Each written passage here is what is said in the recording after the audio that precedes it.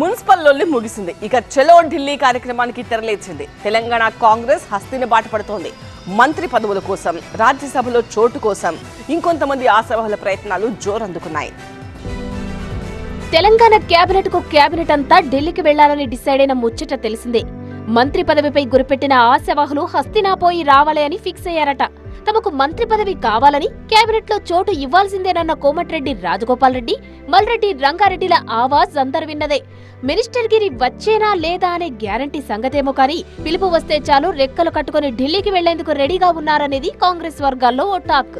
మంత్రి పదవి విషయంలో ఎవరి లెక్కలు వాళ్లకున్నాయి. ఇంతలోనే పెద్దల సభలో ఛాన్స్ కోసం ప్రయత్నాల సందడికి కూడా తెరలేచింది. తెలంగాణ సహా 10 రాష్ట్రాల నుంచి రాజ్యసభలో 37 మంది సభ్యుల పదవీ కాలం ఏప్రిల్లో ముగుస్తుంది. ఖాళీ స్థానాల భర్తీ కోసం షెడ్యూల్ ఖరారైంది. ఈ నెల 26న ఎన్నికల నోటిఫికేషన్, మార్చి 16న రాజ్యసభ ఎన్నికల పోలింగ్ జరగనుంది. తెలంగాణ నుంచి రాజ్యసభకు ప్రాతినిధ్యం వహించిన కాంగ్రెస్ సీనియర్ నేత అభిషేక్ సింఘ్వి, రాజ్యసభలో BRS floor leader KR Suresh Reddy పదవీకాలం ఏప్రిల్ 9తో ముగుస్తుంది. ఆ 2 ఖాళీలపై గురిపెట్టిన కాంగ్రెస్ ఆశావాహులు తమ విన్నపాలను హైకమాండ్ కు వినిపించేందుకు హస్తినాబాట పట్టడానికి సిద్ధమవుతున్నారట. హైకమాండ్ కోటాలో గతంలో అభిషేక్ సింఘ్వికి తెలంగాణ నుంచి రాజ్యసభ స్థానం దక్కింది. మరోసారి రెన్యువల్ చేస్తారా లేదా అనేది సస్పెన్స్ గా మారింది. సుప్రీంకోర్టులో సీనియర్ లాయర్ గా ఉన్న అభిషేక్ తెలంగాణ కేసులను సైతం వాదిస్తున్నారు. సో మరోసారి రాజ్యసభ స్థానాన్ని అభిషేక్ సింఘ్వికి రెన్యువల్ చేసే ఛాన్స్ ఉందనే ప్రచారం జరుగుతుంది. అదే జరిగితే మిగిలేది ఒక్క సీటే. ఆ ఒక్క సీటు కోసం పోటీ మాత్రం గట్టిగా ఉంది. వి హనుమంతరావు, కుసుమకుమార్, కె కేశవరావు, చిన్నారెడ్డి, మధు యాష్కి, అంజన్ కుమార్ యాదవ్ సహా ఇలా ఎందరి పేర్లు వినిపిస్తున్నాయి. ఇక తన కోసం కన్నా తనను నమ్ముకున్న వాళ్లకు పదవి ఇవ్వాలని పట్టుపట్టే జగ్గారెడ్డి సంగారెడ్డి నుంచి సరాసరి ఢిల్లీకి చేరారు. రాజ్యసభ ఛాన్స్ గురించి తన మన్ కీ బాత్ ఏంటో చెప్పారు. హైకమాండ్ దృష్టికి కూడా తీసుకెళ్తానన్నారు ఆయన. హనుమంతరావు గారు వయసు రీత్యా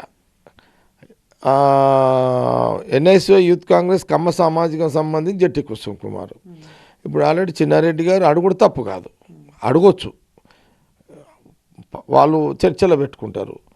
మధ్యాషి ఉన్నారు, అడగొచ్చు, తప్పేం లేదు. దానికి పిసిసి ప్రెసిడెంట్ అండ్ నటరాజన్ గారి అభిప్రాయం కూడా అందులో ఇంపార్టెన్స్ ఉంటుంది. రాహుల్ గాంధీ గారి నోటీసులు ఉండాలి అంటే ఇక అవన్నీ మనం మీడియా ముందు చెప్పలేము. అవి కొన్ని విషయాలు వారికి తెలవాలి, చెప్పాలి. దానికోసం కూడా అది ఈ 2 విషయంలో నా ఇంట్రెస్ట్ అంతగా. అది జగ్గన్న మాట. ఉన్నవి 2 సీట్లు, అందులో ఒకటి అభిషేక్ సింఘ్వికి ఇచ్చేస్తే ఇంకా ఛాన్స్ దక్కేది మరొకరికే. ఆ ఒక్కరెవరు? ఆల్రెడీ మాటిచ్చారు కాబట్టి ఈసారి తనను పెద్దల సభకు పంపిస్తారని చిన్నారెడ్డి పెద్ద ఆశతో ఎదురుచూస్తున్నారట. ఇక సొంత పార్టీలోనే తనకు వ్యతిరేకంగా కుంపటి పెట్టారని ఆగ్రహంతో ఉన్న జీవన్ రెడ్డిని రాజ్యసభకు పంపాలని పార్టీ భావిస్తుందనేది మరో వాదన. అసలు పార్టీలో ఉండాలా వద్దనే ఆలోచనలో ఉన్న జీవన్ రెడ్డిని ఢిల్లీ పిలుపుతో కూల్ చేయవచ్చని చర్చ జరుగుతుంది.